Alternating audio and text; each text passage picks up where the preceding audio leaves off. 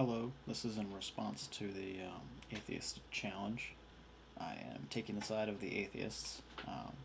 There's probably going to be a few cuts because I am not very good at this because I don't do this very often, so bear with me. I know the challenge was for atheists to prove there is no God, but I'm sure most atheists would agree that the burden of proof is not on us, it's actually on the religious, the theists that believe in something with very little evidence. Um, and I think when you say God, I think we need to make this very clear. We're not talking about the Christian God. We're talking about a deity, an all-powerful being. Because when you say God, I think it misleads everybody to think we're having a Christian versus atheist debate when really we're having a religion versus non-religion debate. Because there are people who believe in a deity that is not God, so I think that's confusing. Deity as in its own is really more of a concept, not really something you can prove or disprove. What what religion has done is it's created this all-encompassing concept of God, where there's a quote that I don't know who said it. I just know I put it on my Tumblr. I got the name of the person, but I don't remember who it is. And of course, I didn't do my research before I started this. Who said, if God is energy, you can find him in a lump of coal. It's just if you really want to, you can find God anywhere, which is why it's such an unfair thing, because it's more of a concept than an actual thing that you can prove or disprove. I think really the only thing we can have a fair discussion about is not so much whether a God or a deity exists, but more, do the texts that say that those said deities exist actually represent events that actually happen, I guess is kind of a rough way to say it. Moses and all of that. I think that's the kind of stuff, with the earth being 6,000 years old, being created in 7 days, that kind of thing I think is the only topic we can have an honest debate about.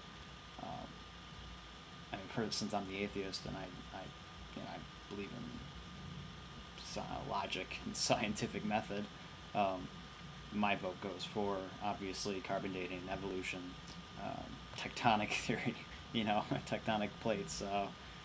To sum it all up, the burden of proof should not be on the atheists to prove whether God exists or not. We have, if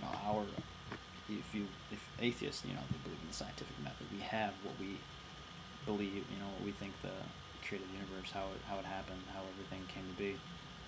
It's very, very out there because that's what we teach everywhere. But I think the burden of proof is definitely on the theists. Since, if you take Christianity, for instance, really all you have as a Christian for evidence is the Bible.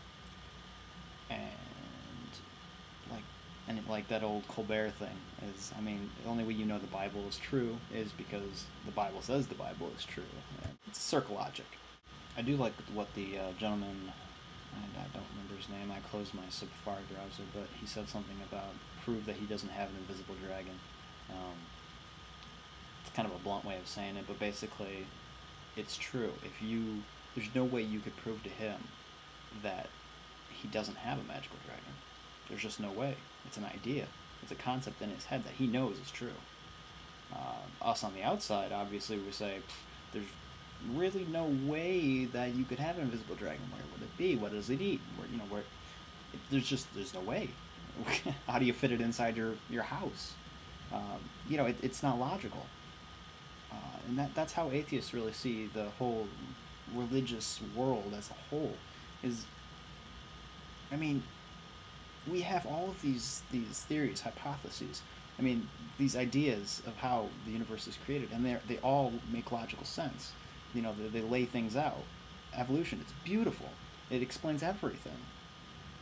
But there's no way to get theists to see it that way because they have this idea that, from when they were young, from whatever. I don't pretend to know why people believe in God.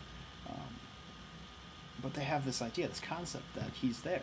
There's nothing anyone can tell them that is wrong, or that proves that he's not there. And that's the dangerous part about it is so many religious people have this notion that if anyone gets even close to pointing out that maybe it isn't, that God isn't real, the religion they follow is farce, that that they're the one, the devil, or it's God toying with them to make sure they stay faithful. It's kind of it's a bogus setup, because if you leave them alone, they're religious. If you prove to them that it's false, they're even more religious. So, I think proving or disproving whether a deity exists is altogether impossible, because you cannot kill an idea. You can't kill a concept. I mean, once someone's got that rooted in their mind, there's nothing you can do. So I think trying to come up with some kind of evidence to prove that there is no God is impossible. There's just no way to do it. I mean, we have you go and you research. We have what we think, what the scientific community has said, and that's our evidence. That's our evidence that there is no God. Anyway, sorry about all the cuts. Yeah, I hope it wasn't too hard to follow. I like to start a idea and then just see where it goes. See if I come up with anything intelligent.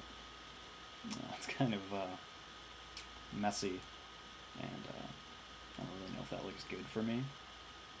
But it's kind of like people that free write. You got to free write before you can actually start writing. So anyway, that is my response.